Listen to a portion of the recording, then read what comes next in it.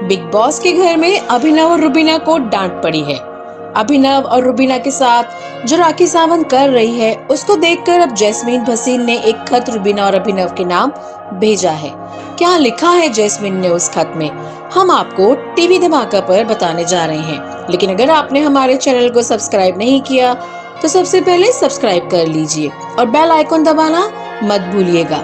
दरअसल जिस तरीके से राखी सावंत के जाल में रुबीना और अभिनव फंसे हैं, उसको लेकर अब जैस्मीन भी परेशान है। जैस्मीन इन सारी चीजों को ऑलरेडी झेल चुकी थी।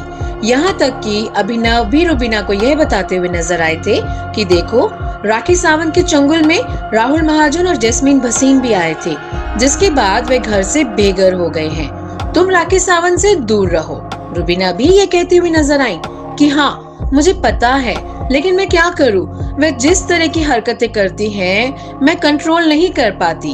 अब जब वीकेंड का वार में इन दोनों को डांट पड़ी है, तो कल जैस्मीन के सामने ही ये सारी शूटिंग चल रही थी, क्योंकि कल कनेक्शन वीक की भी शूटिंग चल रही थी।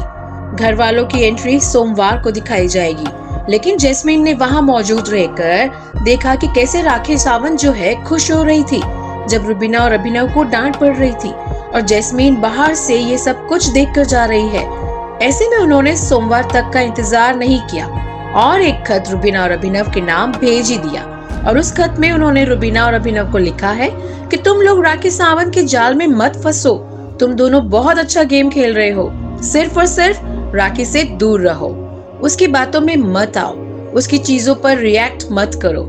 ये सब मैं भुगत चुकी हूँ, अब तुम इन सारी चीजों का शिकार मत बनो।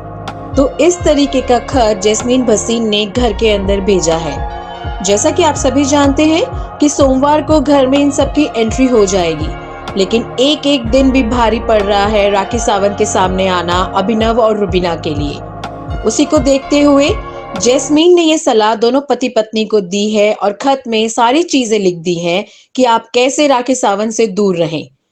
आपका इस बारे में क्या कहना है? आप क्या कहना चाहेंगे? कमेंट जरूर कीजिएगा। और बिग बॉस की ऐसे ही एक्सक्लूसिव खबरों के लिए देखते रहिए टीवी धमाका। और हाँ, लाइक, शेयर और सब्सक्राइब करना मत भूलिएगा।